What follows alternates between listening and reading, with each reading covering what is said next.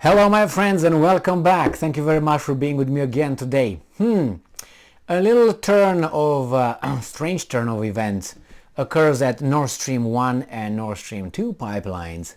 And you would think, what the hell? It's been almost a month and these weasels are not able to come with a conclusion? What are they doing? Oh, they need to fudge things. Oh, they need to prepare things. Okay, well, the Swedes started the investigation initially with the police and whatever other organizations and departments. It seems like that was not enough. They called on a different department to start its investigation and probe. Can you guess what that was? It's in the title. The military. Wind up. You need the military. Can you guess? All right. So this article comes from Sputnik. And it's from today, the 28th of October 2022. Swedish Security Services announces additional probe into Nord Stream sabotage. Okay, I say, well, what's going on here? Let's find out. The Swedish Security Services said on Friday that it will conduct an additional investigation, I said, okay, into the sabotage at the Nord Stream gas pipelines together with the country's armed forces. Whoa, why?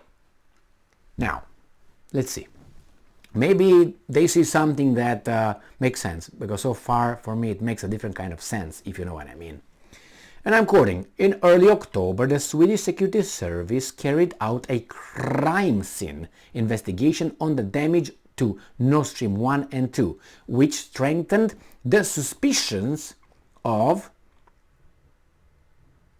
gross sabotage. The prosecutor has now decided on additional investigations of the gas pipeline. The future investigations of the Nord Stream gas pipelines in the Baltic will be carried out with the support of the Swedish Armed Forces, the Security Service said in a statement. Why now? It's been a month already. What's changed?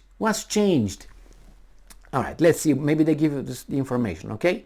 The incident along the pipeline occurred in late September. Hey, buddy, we're on 28th of October, when a series of powerful explosions rocked the Baltic Sea. Baltic Sea did not give a fuck about those little explosions.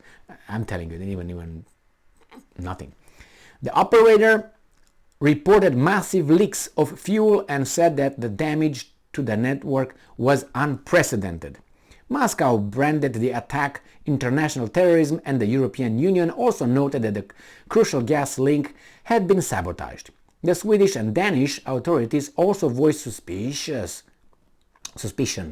of sabotage, citing recorded explosions in the area, but both forbade Russia from investigating the attack or participating. Denmark, Germany and Sweden have all launched separate probes into the leaks. Denmark and Sweden because the explosions occurred in their economic zones, and Germany because that is where the pipelines terminate. However, both the Swedish and Danish authorities refused to include Russia in the investigation. Interesting, right? Interesting. My question is this. I'm pretty sure, I'm 100% certain actually, that these guys probed those things. They went over there at the crime scene or the whatever, destruction scene, however you want to call it. They went over there and they looked at it. Visual.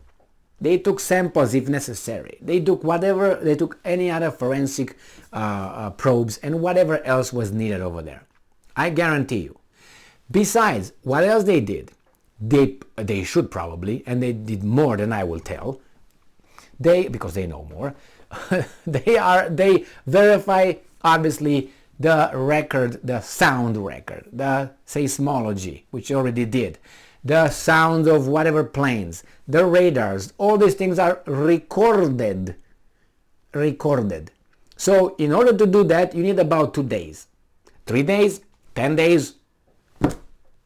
Okay. Just to verify how many surveillance methods you have on the area, and you don't have more than, let's say, 5, and they didn't know yet, and they already went down over there, down there. They went down there, yeah, they went down, and they verify what the hell happened. So why is the military coming over? What has military that the other guys did not have? I'm assuming they opened their records of whatever they recorded from their perspective as the military not investigation, but probe.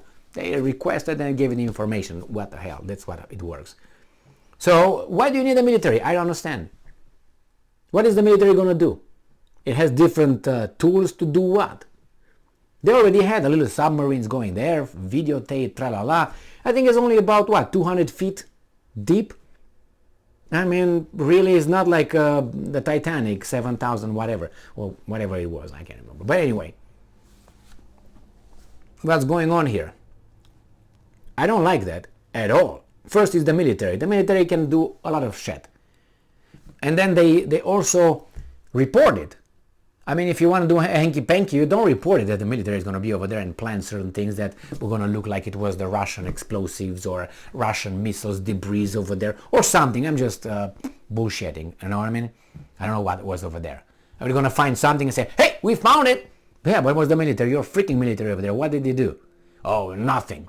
And it's very suspicious that these guys do not allow other observers, not investigators, observers. That's very strange, to say the least. I'm not saying, oh, let the Russian investigate. No, you come and you look. Now you can point out, that's not right, that's not right, that's not right.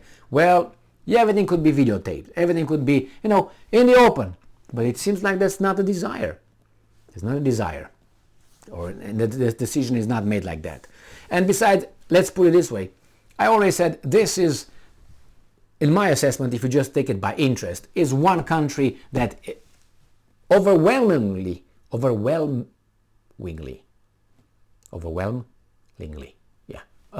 surpasses everybody else in its being the suspect. It stays over there in a corner, like looking like sideways. It was not me.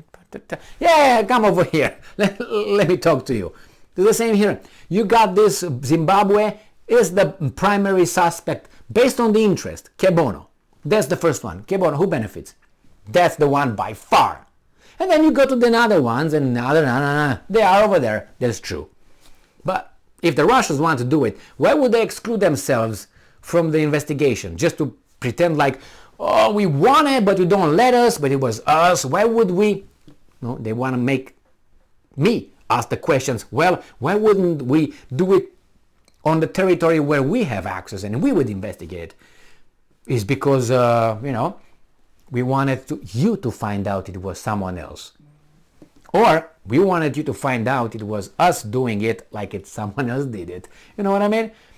You don't want to do it on your side and say, see, come over, someone else did it. It was kind of fishy on your territory. But why do you expose yourself to the Danes who are 100% with the US next to them over there in the pipelines go next over there?